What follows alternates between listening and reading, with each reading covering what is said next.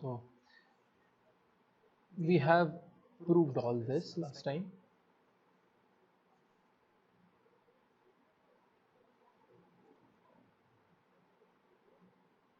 Yeah. So we have proved the second Silo theorem, that is, if H is a subgroup of a finite group G and H, the order of H is a power of prime, then H has to be contained inside one of the Silo subgroups, Silo P subgroups of G. I hope everyone remembers what is a Silo P subgroup. It is a subgroup with the highest prime power order that divides the group. Okay, that's what a Silo P subgroup is. Okay, so let us move on to trying to prove the Silo's third theorem. So let's see what the third Silo theorem tells us.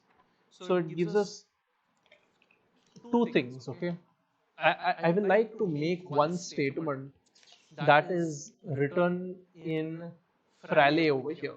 Okay, so Fraley states that never underestimate. I don't know if I'm paraphrasing, but never underestimate a theorem that counts something. Okay, so here you can see you have a theorem that counts something. Generally, a theorem that counts something is very important for us. Okay, it's important in exams, exams in the sense competitive exams, and you will see many applications of this also. Okay, so the third Silo theorem tells us two things. One, it tells us that any two p Silo subgroups are conjugates of each other. Okay. Okay, so you can see here any two p Silo subgroups are conjugates, and secondly, it tells us that the number of p Silo subgroups. So here you can see this portion. Okay, you can't see the presentation, I'm sorry. So I forgot to present.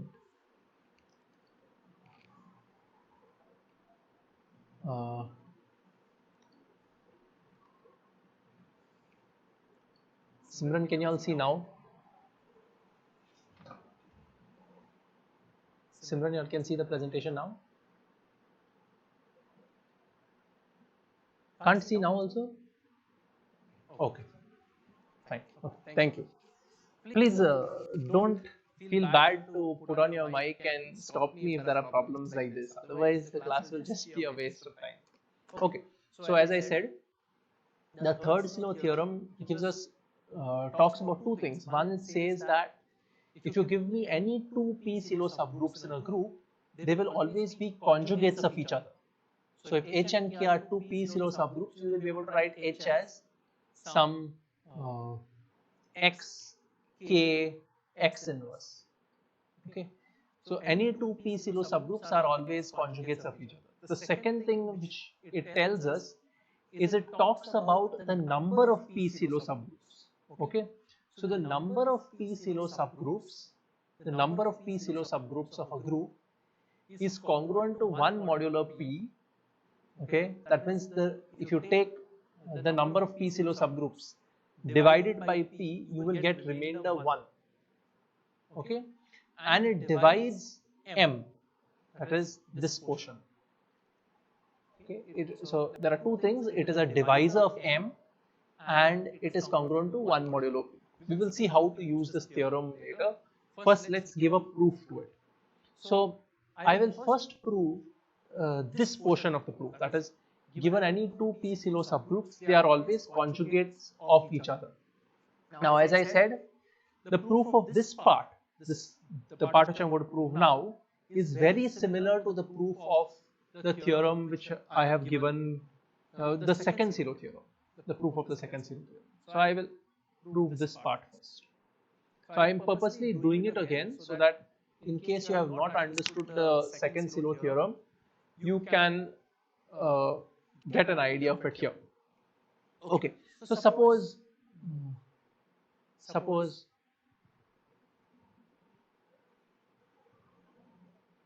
you are given two p silo subgroups. Suppose H and K are two p silo subgroups. Silo p subgroups. Silo p.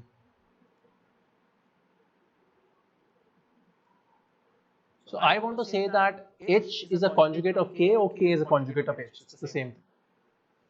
Okay.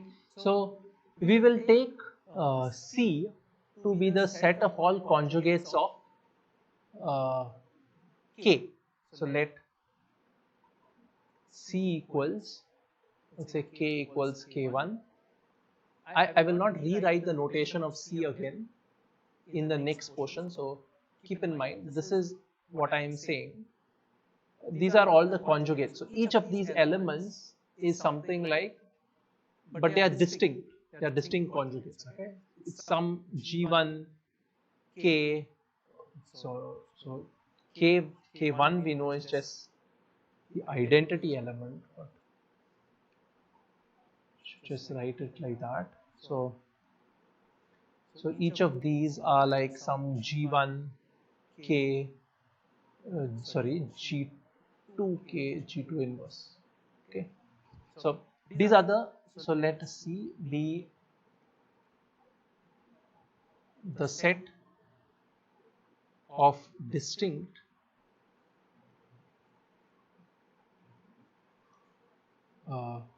conjugates of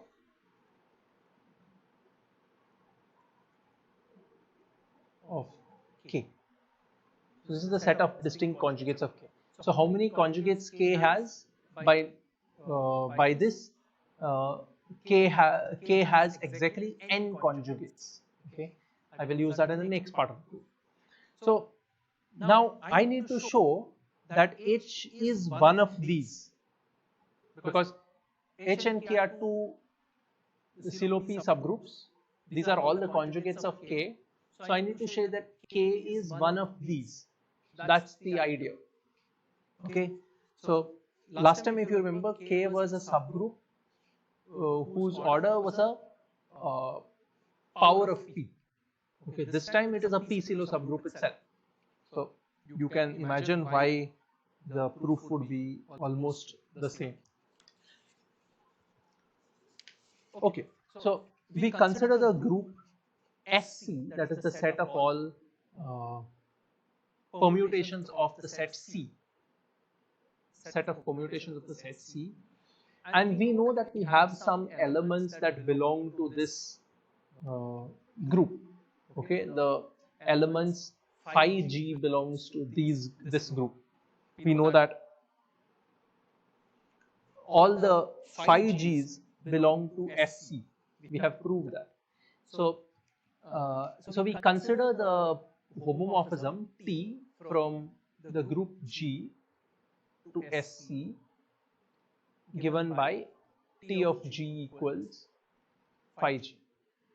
This is the notation from the lemma. I'll just go back to show you.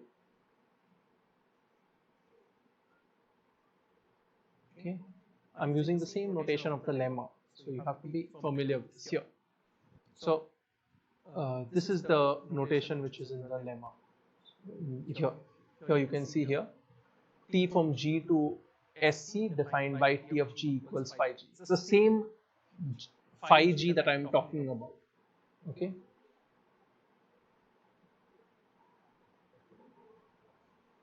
Here you can see this is phi G.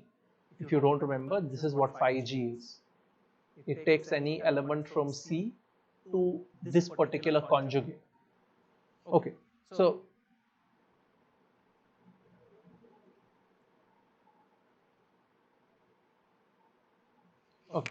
I have this. So I want to prove that H is one of these elements. Okay, so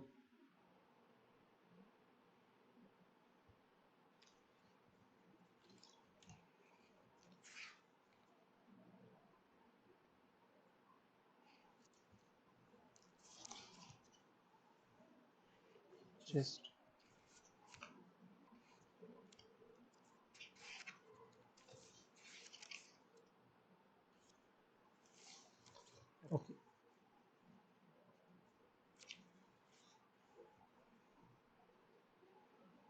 Okay, so we know that the number of conjugates of k, okay, this was proved earlier in a previous exercise, is the number of elements in G by Nk.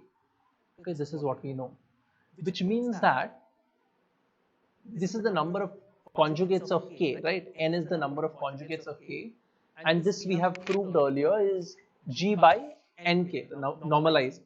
So this will tell us that the number of elements in G is n times the number of elements in the normalizer of k.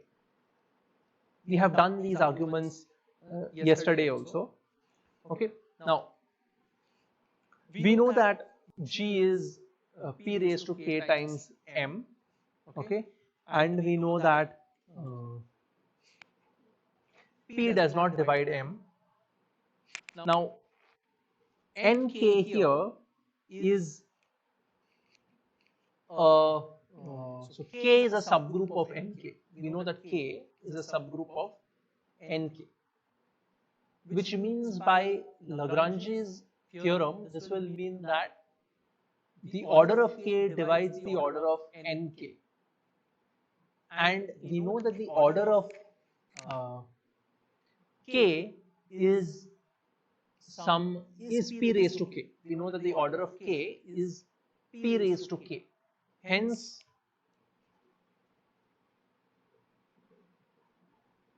the order of nk will be some multiple of p raised to k.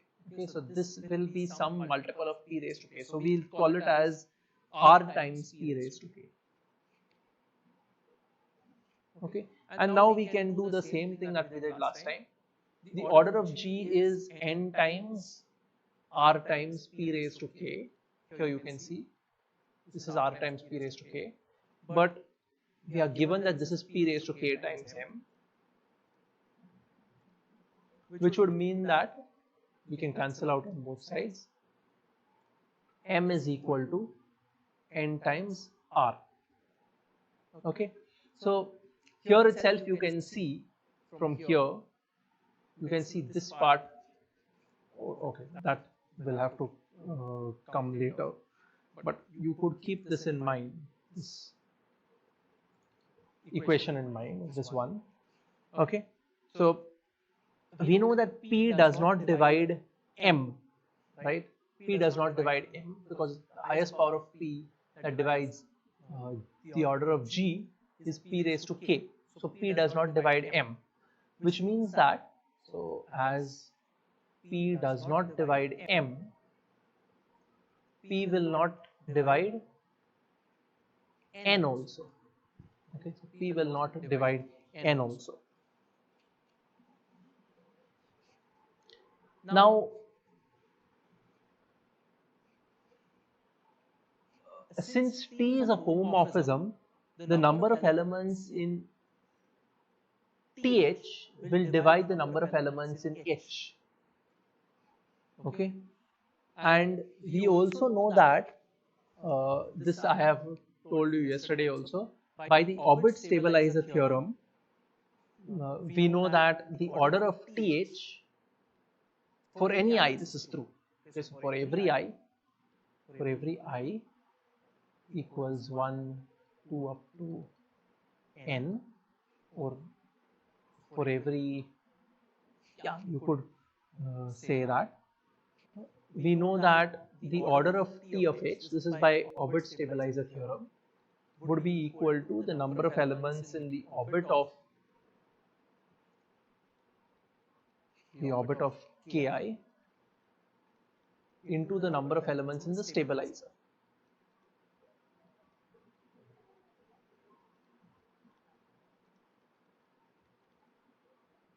Which means that the number of elements in the orbit of Ki divides the number of elements in the order of the number of elements in TH. And using division, this will mean that for every I, okay, we have the number of elements in the orbit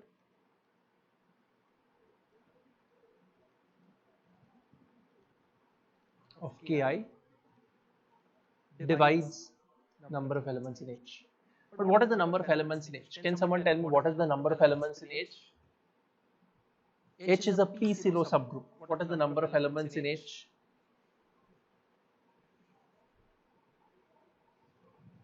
Can someone just switch on your microphone and tell me what is the number of elements in H?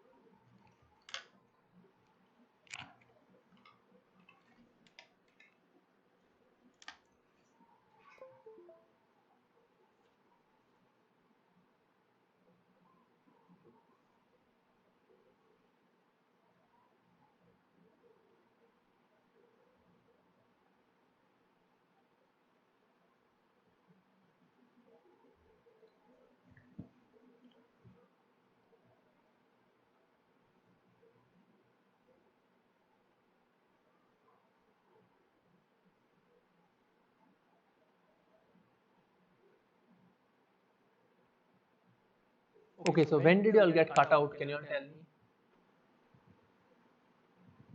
Can someone just tell me when did I get cut out? What is the last thing I did with you all?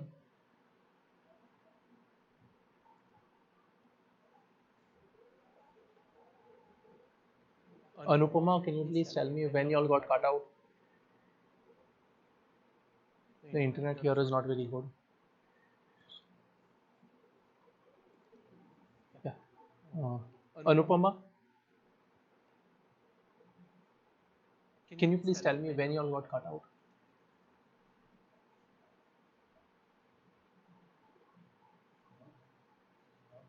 Not working. Now I'm getting. No, but it is going. Okay. Okay. The order of G is n times. Fine. Let's continue. Okay. Thank you. Okay. So, yeah. So the order of G is n times the order of nk. But since k is a subgroup of nk, okay, the order of nk is some multiple of the order of k. So it is, the order of k is p raised to k, as k is a p-silo subgroup. So the order of nk is r times p raised to k. Okay. Now doing the same type of manipulation that we did last time, look at the order of G in two different ways. One is it is n. Yeah. What happened? Simran was. Oh, you can't see. I'm sorry.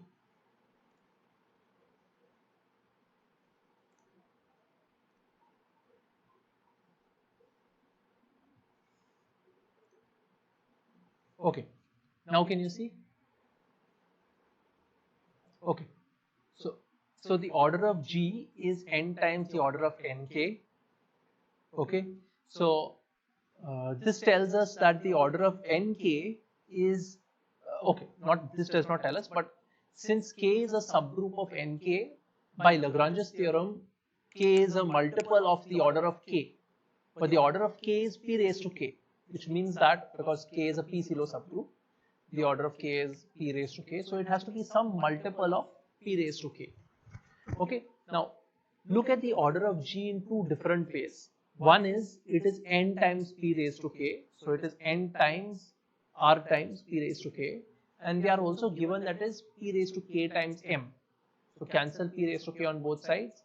We get m is equal to n times r. Keep note of this equation here, which we will use in the next section also. Okay.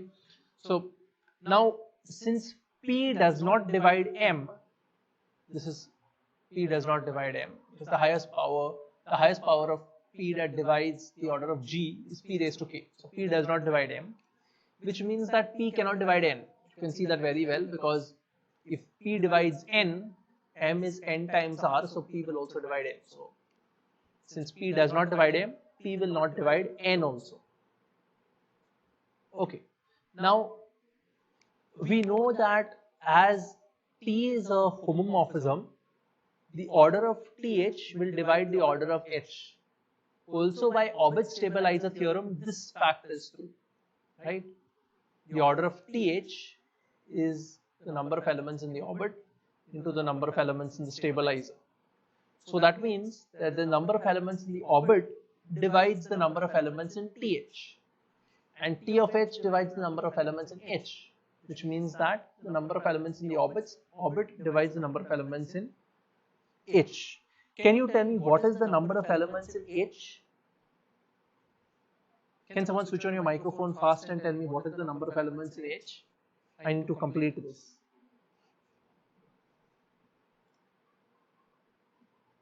Yes. Please switch on your microphone fast and tell me what is the number of elements. Otherwise, I will have to call your names. I don't like calling your names. Okay, Rishikesh. Rishikesh, please turn on your microphone and tell me what is the number of elements in H.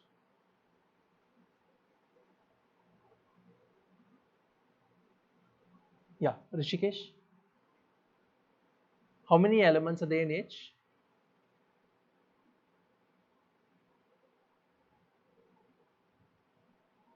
Yeah, Rishikesh.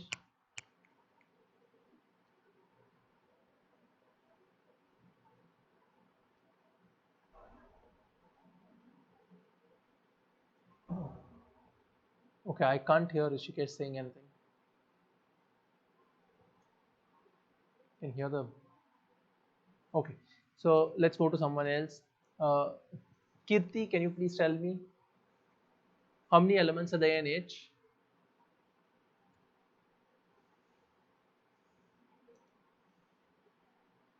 Kirti, feel like you are not. Yeah, tell me. See, H is a p-silo subgroup. How many elements does it have?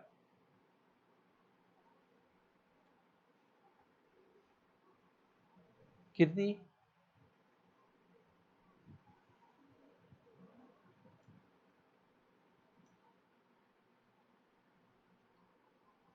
H is a p-silo subgroup. How many elements does it have?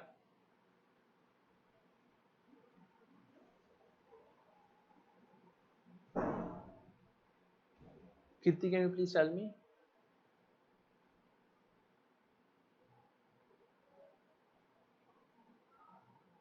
Okay, fine.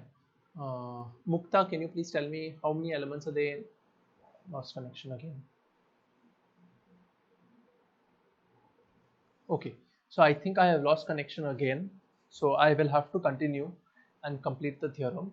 So the order of H is p raised to k, as H is a p-zero subgroup.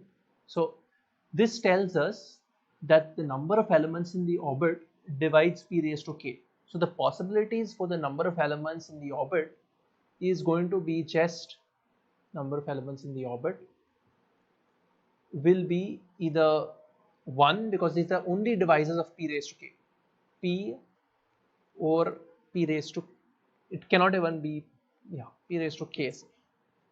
So these are the only possibilities. Okay, so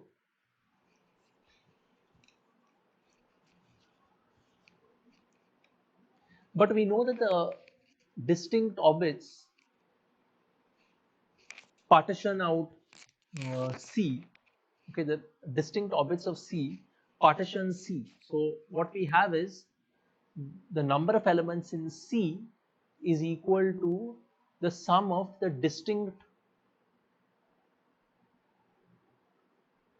number of elements in the distinct orbits. Okay, distinct, remember I am taking the sum over distinct orbits. Okay, so suppose one is not, suppose none of the orbits is equal to 1, then it means that P divides all the divides each of these terms here, which means that P will divide n. But we know that P does not divide n. We have just proved behind that P does not divide n. So this means that there has to be at least one element such that the number of elements in the orbit is 1.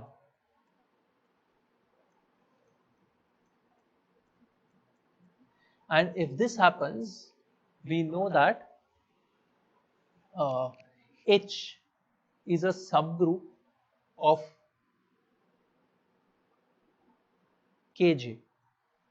But both Kj and H are p-silo subgroups, so they have the same number of elements. So this will mean that H is equal to Kj.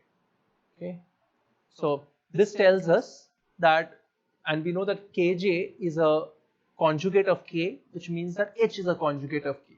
So this proves that given any p-silo subgroups, they have to be conjugates of each other. Okay, now let's prove the counting part, that is the number of p-silo subgroups of the group is congruent to 1 mod p and divides m. Let us prove this fact. Okay, so how do we prove this fact? So the number of p-silo subgroups is going to be the number of elements in C. So that is the number of p-silo subgroups will be n, because any two p-silo subgroups are conjugates. Therefore, the number of p-silo subgroups or silo p subgroups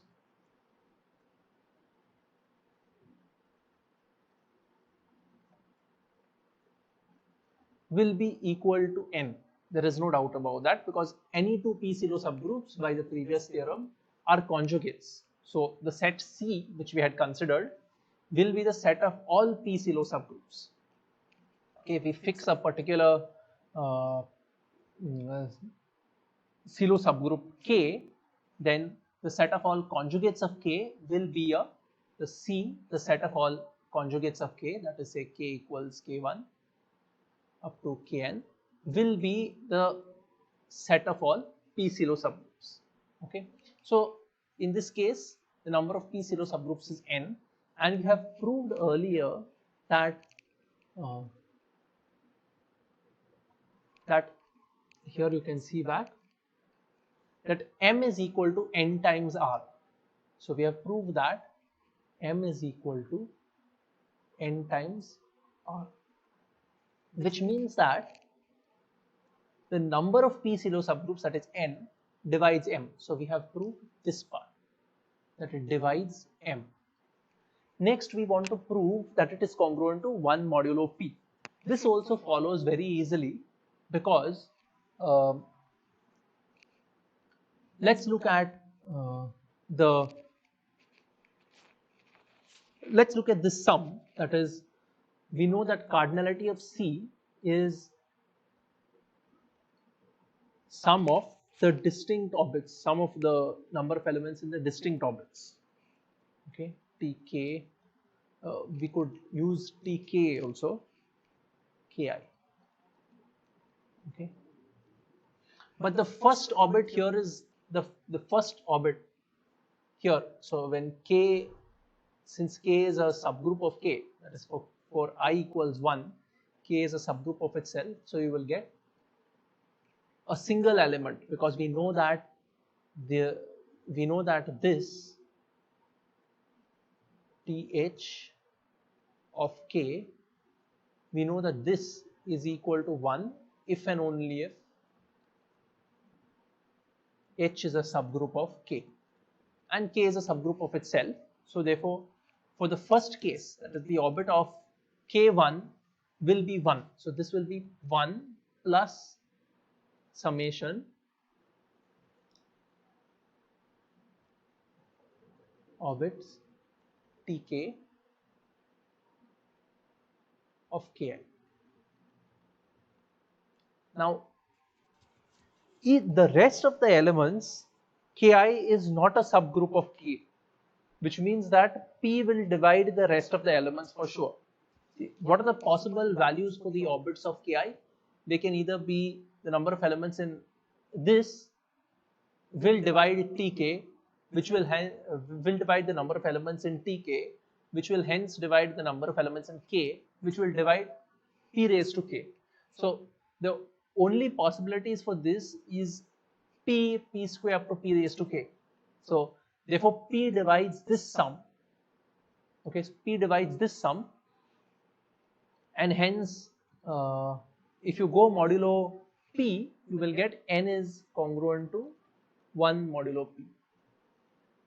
And hence, you see that the number of P Silo subgroups is congruent to 1 modulo P. So I will stop the theorem here. I will stop the class here. Before that, we will just prove a small corollary.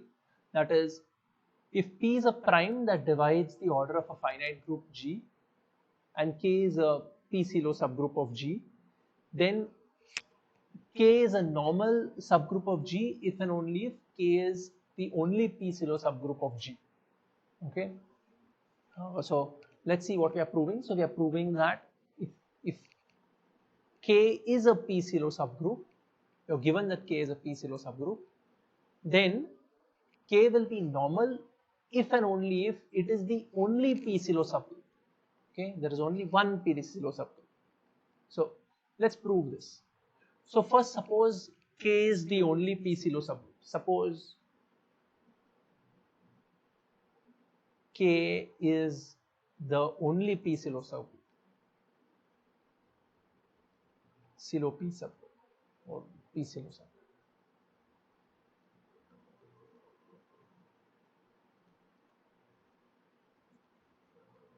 So if this is the only Silo P subgroup, we know that all conjugates of K are also Silo P subgroups, right?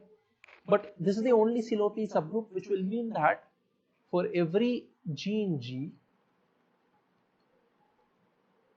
G times K times G inverse will be K itself. Okay, and what does this tell us? Because this is a Silo P subgroup, but there's only one Silo P subgroup, that is K. So this cannot be anything other than itself. So therefore, this tells us that K is normal.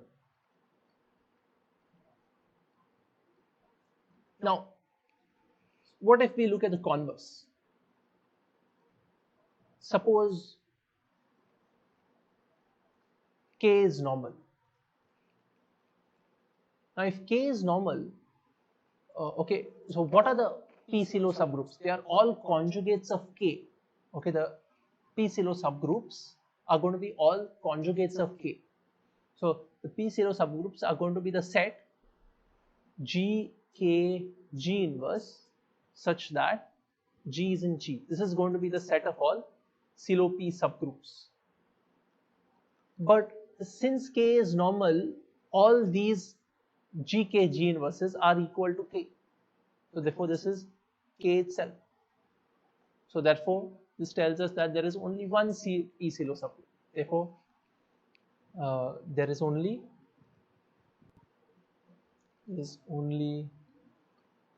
one Silo P subgroup.